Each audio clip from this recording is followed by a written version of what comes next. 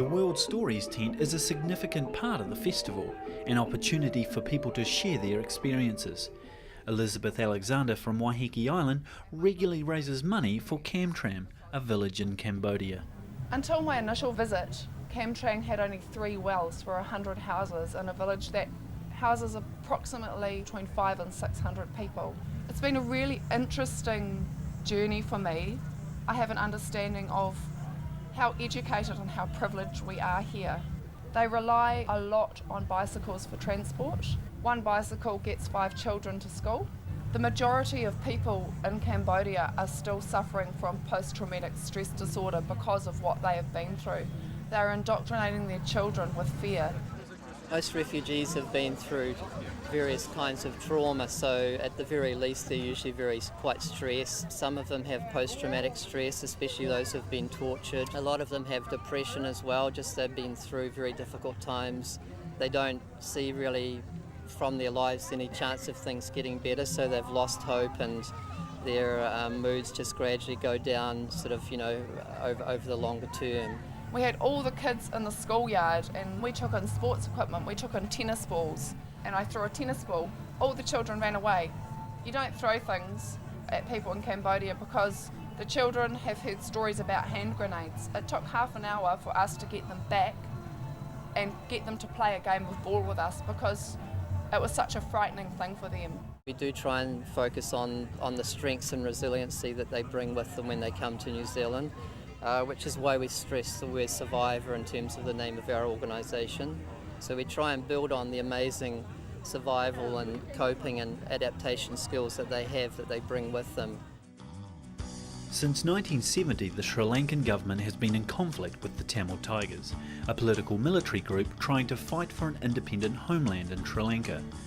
The New Zealand Tamil Society are using the cultural festival to raise money for their families back home who have been caught in the most recent clashes. We are Tamil women organisation.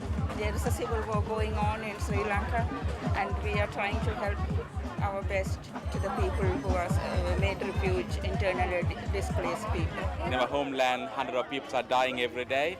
Some people here who is working here, they lost their family recently, their brothers and sisters, and because there's no free media in that places, so whoever die won't come out. So we try to tell the nations or other countries, say this is what happened in our country, and we try to use these places as our propaganda to say, okay, this is what's happened to our people there. In Sri Lanka, hundreds of thousands of people have been trapped in combat zones, their lives in peril. Many New Zealand Tamil refugees have taken to the streets of Auckland, desperate to raise awareness about the plight of these innocent civilians. I came to New Zealand as a refugee because of that civil war there, because of the government. I lost my family and come to New Zealand to save my life. I know a lot of people here in New Zealand who got their own family there and they don't have any contacts there and they're just crying. And we didn't go to work today. Nobody got to school today.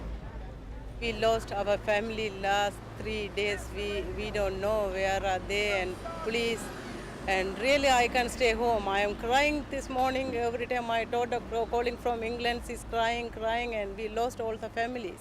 Last weekend we heard that 25,000 of our people were killed by the Sri Lankan forces, and what we need is New Zealand government to join with the Western world and ask the Sri Lankan government to stop immediately and save the innocent people. We're doing it to tell the Kiwi people what's going on in our country, and tons of children are dying. And we're supporting them by doing this. The degree of multiple loss and sadness that potentially exists for a refugee because of what they've been through is really can't be comprehended. 1987, I am 10 months old, my baby girl, and I'm living the 15 days in the bunker, and I can't control myself for my daughter, too hot, no food, no water. I came here, refugees, in 1995 here. I'm happy and peaceful life here, but still I am worried for my families there. What we see all the time is refugees who are surviving that, who are recovering from that, who are resilient and taking their place. They're just so keen to take opportunities for education for the children, opportunities to work. So it's valuing the freedom that's in our society that has been eroded in their own. Food represents a great opportunity for former refugees to show their culture, and with 140 stalls, there is plenty to tantalise the taste buds. This is the tamales, traditional in Colombia, prepared with corn flour, meat, and spices inside. It's very good, salty. And this is quimbolitos, it's a sweet pastry. We prepare with this flour, corn flour, and we put sugar, we put dates and sultanas. It's so nice, especially for the Italian people. This festival for us is one big opportunity because we can bring our culture for the Kiwi people. The Kiwi people can know about us, and it's very good for us. It's a grand opportunity. The Cultural Festival has expanded to include many international groups, some who have come to New Zealand as migrants. Larry Clark is a migrant from Jamaica. He's a regular at the festival and he is showing people how to barbecue Jamaican style. This is Jamaican jerk pork and the chicken up the top. It's all done the traditional Jamaican way with charcoal and some tea tree to give it the flavour. This is the way we do it in Jamaica. So this is traditional. How important is it to be sort of here and share this sort of cultural thing? It's very important. I'm spreading my Jamaican culture around the world. There's a few of us here, and it's good to know that we're welcome here and we're doing our part in it.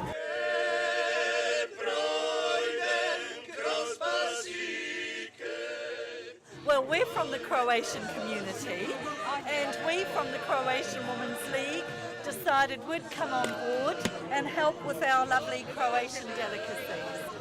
This is donuts, called donuts in New Zealand, but this is fritula. Proper Croatian name is fritula. And we always do that for weddings, for birthdays, for parties. And we love to share it with the community, and we love to expose our culture. A lot of these things have been handed down from generation to generation. We're performing today. We're going to have sing 3 songs. We're going to dance from northern western parts of Croatia, and we've got it's followed by a song that originates from the area of Dubrovnik in Croatia.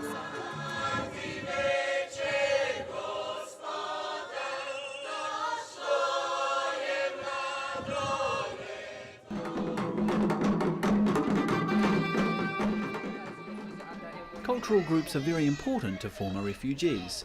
The Eritrean community in Auckland meet on a weekly basis. Drinking coffee is an important part of society in Eritrea and something they continue to pursue in New Zealand. This is the Eritrean traditional coffee. It takes up to an hour to make. It's just basically made for chatting, social life, when you have visitors coming.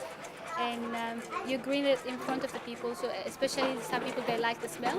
And most of the times when you make coffee, you get people, they come over just suddenly, because in our culture we don't make phone calls or you don't knock or you don't say I'm coming this date or this time. You just pop in whenever you come and you are most welcome. It's the 9th time for us, and where we are well experienced, and we have many customers, as you can see. They come every year.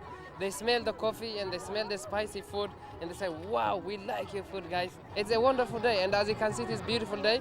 All the people are, they are all happy and they're all working, together. All we are interested is just to show people what is our food and who we are, We are in New Zealand, we are Kiwi, and at the same time our background is Africans, Eritreans. That's all about. Well, the feedback from refugees is we just love that day. We feel so proud because who we are is apparent. It's not as if we're hiding our origins. And so even the work that they put in to make the festival happen, it's very hard work within the communities to prepare the food, to practice the dances. They just love it because it gives them a sense of focus and pride in their own ethnicity.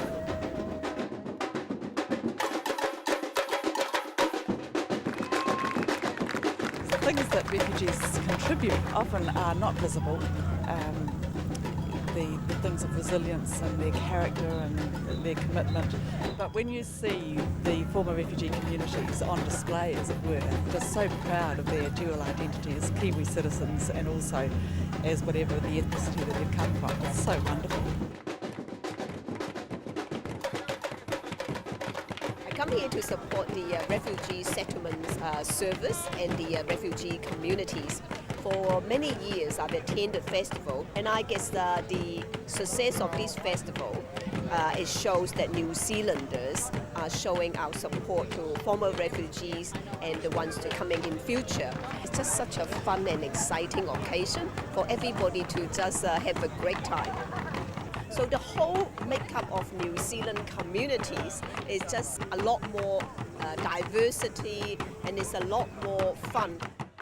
And I guess we wouldn't have dreamed that it would get to the size that it is now.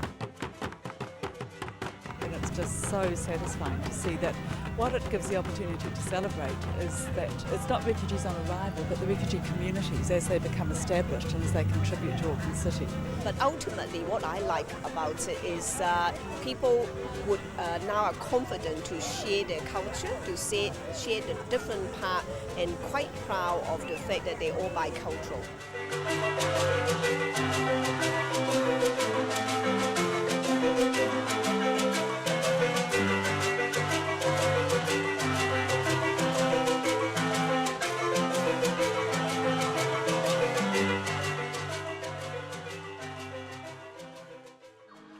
This program was funded by New Zealand On Air.